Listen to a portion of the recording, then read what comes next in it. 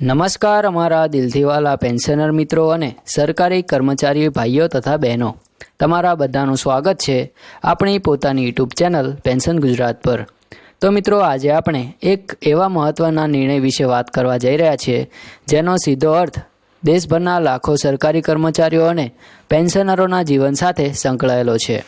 જી હા મિત્રો, આ તમામ માહિતી આપણે આ વિડીયોમાં મેળવી લઈશું, પરંતુ એ પહેલાં જો તમે અમારી ચેનલ પર નવા હોય તો આ ચેનલને જરૂરથી સબસ્ક્રાઈબ કરી લેજો, કારણ કે આ ચેનલ પર અમે દરરોજ પેન્શનર અને સરકારી કર્મચારીઓને લગતી તમામ માહિતી લાવતા રહે છે। તો મિત્રો, વિડીયોને અંત સુધી જરૂરથી જોજો। તો મિત્રો, સરકારે મોંઘવારી ભથ્થા એટલે કે ડીએ અને મોંઘવારી રાહત એટલે કે ડીઆરમાં 6% મોટો વધારો જાહેર કર્યો છે। આ જાહેરાત સિક્કિમ રાજ્યના નાણાં વિભાગ દ્વારા કરવામાં આવી છે અને મિત્રો, આ વધારો કર્મચારી અને પેન્શનરો બંને માટે લાગુ રહેશે। તો મિત્રો, આ નિર્ણયથી હજારો પરિવારોને રાહત મળશે, કારણ કે મોંઘવારીના સમયમાં આ વધારાનો સીધો ફાયદો મળી શકે છે। તો મિત્રો, સિક્કિમ સરકારે મંગળવારે આ નિર્ણય જાહેર કર્યો હતો।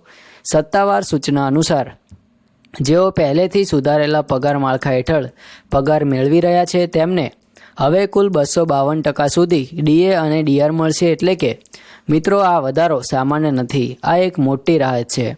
હવે વાત કરીએ વધારાની તારીખ વિશે। તો મિત્રો, આ વધારો 1 જાન્યુઆરી 2025થી અમલમાં આવશે, એટલે કે આવતા વર્ષના પ્રથમ દિવસે જ કર્મચારીઓ અને પેન્શનરોને નવું સુધારેલું ભથ્થું મળશે।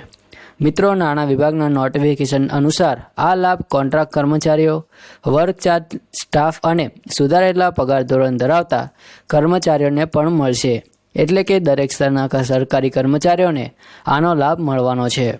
તો ચાલો મિત્રો, હવે જોઈએ અન્ય લાભો રાજ્યોને પણ શું નિર્ણય લીધા છે। તો રાજસ્થાન અને બિહારની વાત કરીએ તો બંને રાજ્યોમાંથી પણ સારી ખબર આવી છે। રાજસ્થાન સરકારના મુખ્યમંત્રી ભજનલાલ શર્માએ રાજ્યના કર્મચારીઓ અને પેન્શનરો માટે મોંઘવારી ભથ્થામાં 3%નો વધારો જાહેર કર્યો છે।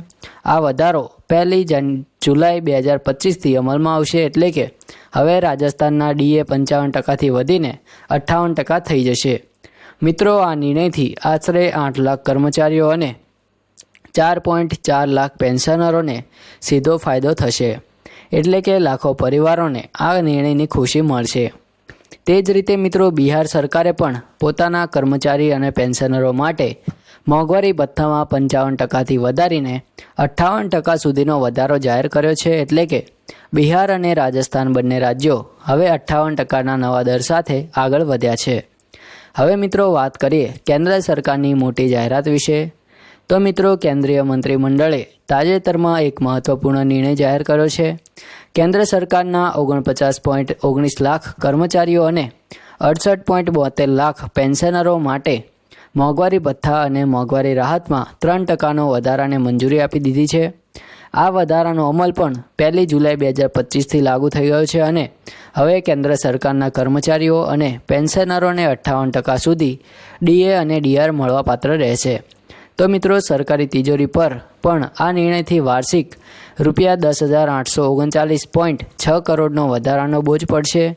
પણ મિત્રો, આ નિર્ણય લાખો પરિવારો માટે ખુશીની લહેર લઈને આવશે। તો મિત્રો, સ્પષ્ટ રીતે જોઈ શકાય કે સૌથી પહેલાં કેન્દ્ર સરકારે પોતાના કર્મચારીઓ અને પેન્શનરો માટે મોંઘવારી ભથ્થામાં વધારો કર્યો અને ત્યારબાદ અન્ય રાજ્યો પણ એ જ માર્ગે આગળ વધી રહ્યા છે। દરેક રાજ્ય સરકાર પોતાના કર્મચારીઓ અને પેન્શનરોના હિતમાં નિર્ણય લઈ રહ્યા છે, કારણ કે મોંઘવારીના સમયમાં આ ભથ્થું એક મોટી રાહત સાબિત થાય છે। મિત્રો, અમે આપને હંમેશા એવી જ રીતે દરેક રાજ્ય સરકાર અને કેન્દ્ર સરકારના તાજા અને સત્તાવાર નિર્ણયોની માહિતી પહોંચાડતા રહીશું।